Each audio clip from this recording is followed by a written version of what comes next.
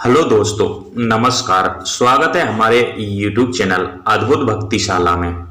तो मित्रों, मूल का असुर को, राक्षस को क्यों मारा था श्री राम की पत्नी सीता ने? जी हाँ दोस्तों, ऐसा कौन सी शक्ति थी मूल का सुर में जो श्री राम उनको नहीं मार सकते थे?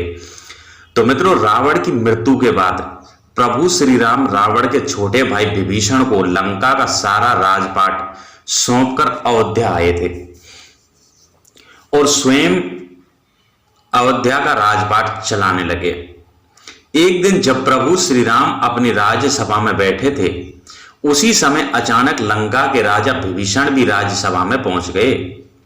सभा में पहुंचते विभीषण प्रभु श्री राम से गुहार लगाने लगे और कहने लगे कि हे प्रभु, मेरी रक्षा कीजिए।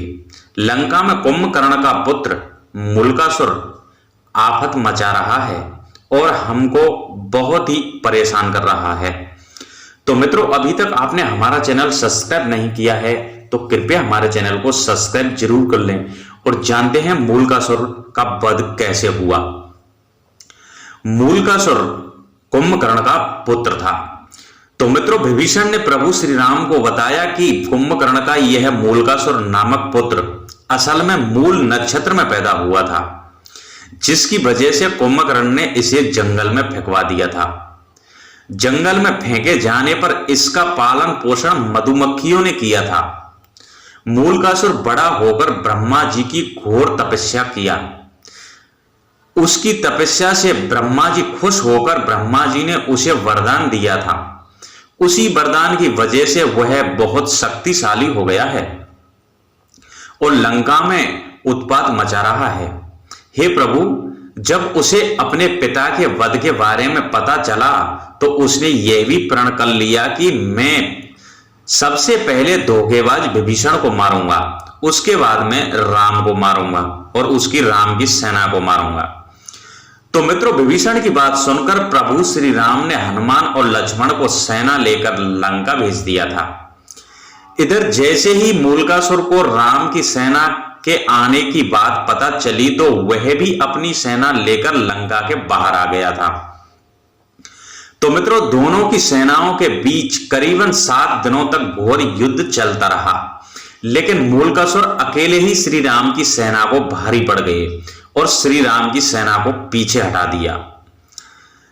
उधर श्री राम जब अपने मंत्री सहित लंका पहुंचे तो उन्होंने भी युद्ध के बारे में पता चला, जिससे वे चिंतित हो गए।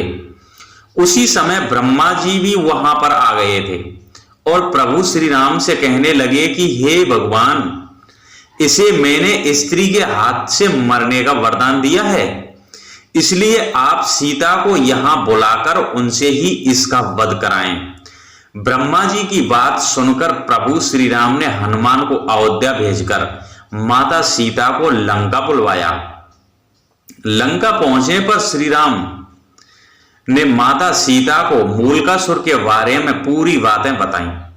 प्रभु श्री राम की बात सुनकर माता सीता को क्रोध आ गया। क्रोध में ही उनके शरीर से एक तामसी शक्ति निकल पड़ी। यह शक्ति सीता की छाया में चंडी का रूप धारण करके लंका की तरफ चली गई। उधर प्रभु श्री राम का इशारा पाकर वानर सेना मूलकासुर की तांत्रिक क्रियाओं को तहस नहस करने लगी, जिस पर मूलकासुर क्रोध में अपनी तांत्रिक क्रिया को छोड़कर वानरों को खाने के लिए वानरों के पीछे दौड़ पड़ा। वानरों के पीछे दौड़ते दौड़ते जब मूलकासुर वह युद्ध के मैदान तक आ गया, तब युद्ध के मैदान में पहुंचकर जब वह सीता की छाया को देखा तो गरजकर बोला, तू कौन है? इस पर माता सीता की छाया ने गर्जना करते हुए कहा कि मैं तुम्हारी मौत चंडी हूं। तूने मेरा नाम लेने वाले ऋषि मुनियों को खा डाला है, इसलिए अब मैं तुम्हें मारकर उसका बदला लूंगी। तो मित्रों, इतना कहकर चंडी अपना भयंकर रूप धारण कर लेती हैं और इतना कहकर छाया ने सीता ने मूलकासुर पर सिर्फ 5 बाण चलाए। दोनों में घोर युद्ध हुआ। अंत में छाया सीता ने चंडीकास्त्र शास्त्र का प्रयोग करते हुए मूलकासुर का वध कर दिया। मूलकासुर का वध करने के बाद चंडी छाया सीता के पास वापस लौटकर और माता सीता के शरीर में प्रविष्ट हो गई। इस प्रकार से मूलकासुर का वध हुआ। क्योंकि मित्रों, मूलकासुर को ब्रह्मा जी का वरदान था स्त्री के हाथों से मरने का, इसलिए श्री राम मूलकासुर को नहीं मार सकते थे। तो मित्रों, यहीं पर हमारा वीडियो समाप्त होता है और फिर मिलते हैं आपको नेक्स्ट टाइम।